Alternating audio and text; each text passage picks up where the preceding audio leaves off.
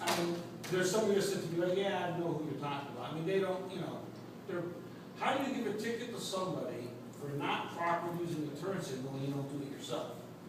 Well, I think, let's not make it trial, even if you have to meet, coming to school, I can address it. Well, I think you should do it to everybody, you shouldn't just follow a spot. I'm sure I'm gonna follow the cops, so next time I get to call you at 2 o'clock in the morning, I'll do that. Okay. Well, they follow me around enough, don't worry about it. Trustee Zero, anything else? Mr. Trustee Zero? Nine. Mr. Shannon? Ralph, do you have anything? Did Richard give you anything for the fire Supposed to be department? coming, Mr. Yeah, I don't have anything yet. If he comes in, I'll give it to you.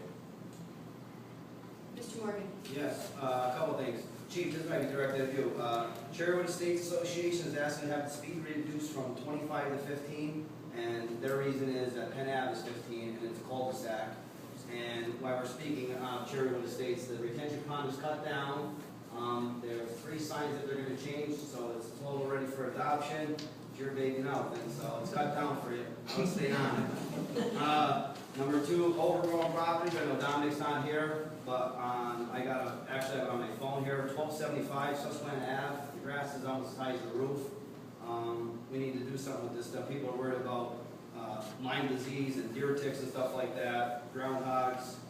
I know there's a place that we cut in Washington up in the Exeter Park. That's not that they can't find who's the bank and the levies. And We got it. They got it? Yeah, I got it. Well, next time somebody's around, check the one on 1275. It's right before Barber Street, before the stop sign.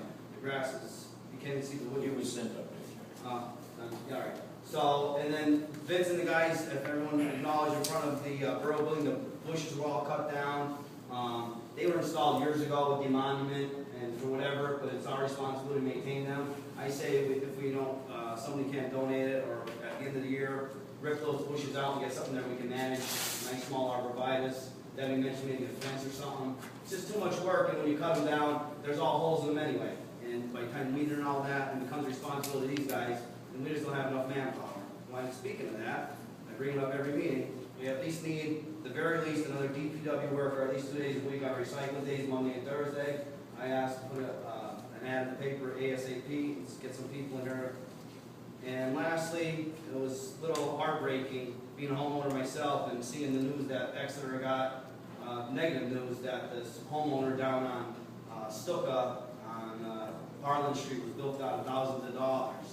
And, you know, being young myself and having older parents, I'd hate to happen to me or my parents. I think we should put our foot down. This never happens in this town again. Either strengthen the ordinances or make sure that whoever's out checking these permits or making sure that people are doing work, that this doesn't happen again. This guy got booked out of $70,000. He never got the work done. So I don't know if anyone saw the article. Google was in the Sunday Times Leader. So That's it? that's it. Mrs. DiLiberto? As far as parks, we did get that gate put on, but I don't know if anybody's aware that they're bringing dogs into that park now. The sign is off there, then? Yeah, we put the Yeah, you took the sign off because of the gate. Let's Well, put it back up. now, yeah, there's dogs going in there, so there's kids playing, and of course, they're not picking up their faces, so we've got a problem in there now. Is that bad enough? You know, there's a problem. And so if we can put that sign back up there, we appreciate that. And, not anything with this thing that, I want to apologize for being late tonight. I was in a Wyoming Valley Sanitary meeting, and I would like everybody to know that James Tremaine is now, he was the acting director. He officially is the director of the Wyoming Valley Sanitary Authority. Yeah, it's very, very good. So that I know that he is. And that's all I have, right? Thank you. One thing, are speaking about parks, I'd like to motion in the ad that we put the basketball hoop back up, that kids in Exeter can go somewhere and be able to shoot hoops. Ms. Creed-Trooster? The hoops. Yeah, the work we took down when we put that Over here. Yeah, that's been, Yes. yeah, we can, that's been 2 years. We made the motion back then when we agreed to. Mr. Shannon, anything on Fifth Street? Yeah, we gotta get it cut. Why is Tommy's Vince, so we have machines going up from Swearsville? They're supposed to come Friday. So we're supposed to be getting a good thing, Swearsville's a good partner. They cut representative worked out best, but, you know, better than nothing. Right. The rest is, would be either handwork or, well, it's gonna be handwork. Well, every year we have to worry about this, why don't we get a machine, like, not the machine he's looking for, but a machine that's similar to what they bring up and budget for it, and at least we'll have our own machine. And we have to cut down the script every year anyway, we should have the equipment to do it. We have a machine. Yeah, It just doesn't. Okay, I'm not gonna get on. Mr. Cassandra, do you have anything on zoning? No? Might be cheaper. I have one question.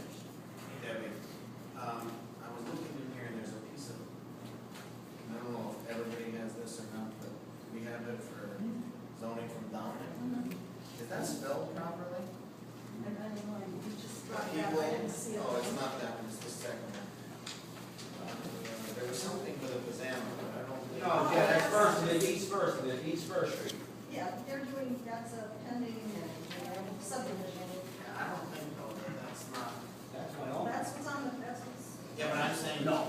I don't think. They bought a house in Vermont, right down from, the corner there. That's Pizzano fence. No, Pizzano paint. Is it? Okay. Yeah. All right. I just wanted to make sure that that wasn't something, East First Street. that it wasn't with me. No, It's P-I-Z-A-N-O. Yeah, that's what theirs is. yeah, but that's what it is, it's Jimmy's now. Mayor comment? Attorney Hassett? Just the one matter that the chief brought up. Lonnie Area School District presented us with a request that the police department sign a memorandum of understanding with the district in fulfillment of the requirement of the public school code. And my recommendation, John and I, Chief and I talked about it. There are some issues that we wanted to get clarified, which I think we can in the course of this. But my recommendation is that go before council to make a motion to approve it so that a relation can be created. It's not an agreement, it doesn't change any duties or obligations of the police department, it doesn't give them any more responsibilities. It's just a memorandum that the state requires every school district to have with each local municipality police department.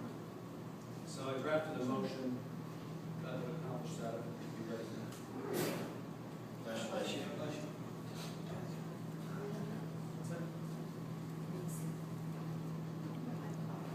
Okay, Mr. Hughes? Evening, Council. I brought forward tonight a request for the borough as part of our Hicks Creek Street restoration project that's going on above the golf course. We call it Reach 4, based on the assessment that we completed with the Watershed Association several years ago. I've been here a few times and we've brought in our engineer through that camera that's working on the grant. And we're to the point now where we just received our E&S plan approval from the Luzerne Conservation District, so we've submitted that for the project and are just waiting for the letter to come down from the Conservation District in Shavertown. And now our next step forward is going for our joint permit application. And what we have is paperwork I provided with the letter was the initial documentation that goes forward to the state DEP for the review of that joint permit application to be reviewed by them and then approved. It's not so much a problem, but what there is that they've revised their new permit fee schedule, and it excludes the nonprofit organizations like ourselves from being subject to their permit review fees.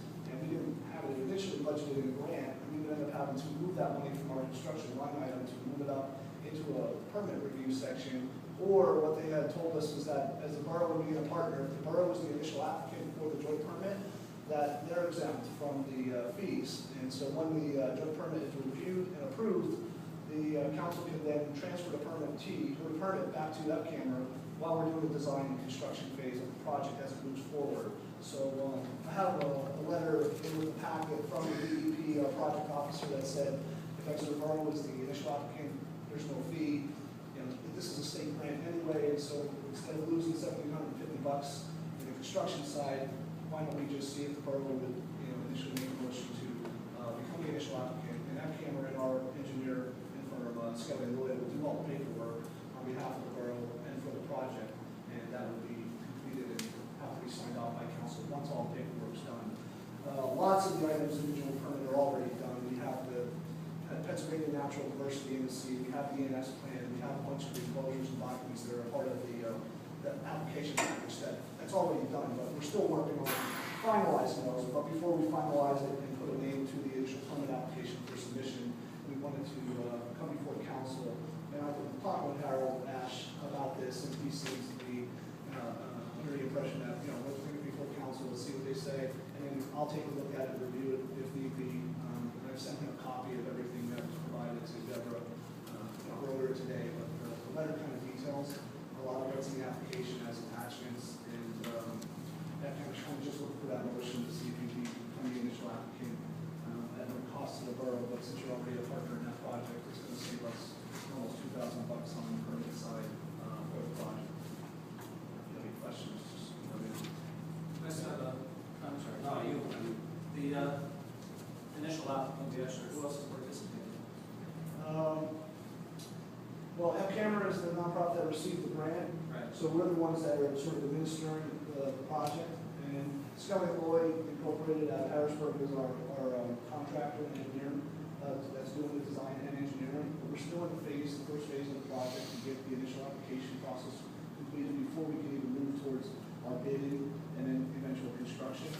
Like Karen's project above in that reach, we've got an extension for the grant until next year, just because of the way things can go with these, and so we wanted to proceed slowly, cautiously. That's why we're kind of doing our homework on the permit side. But it's Edgewood Borough is only the applicant for this joint permit because they're the only entity that's exempt from the fee schedule.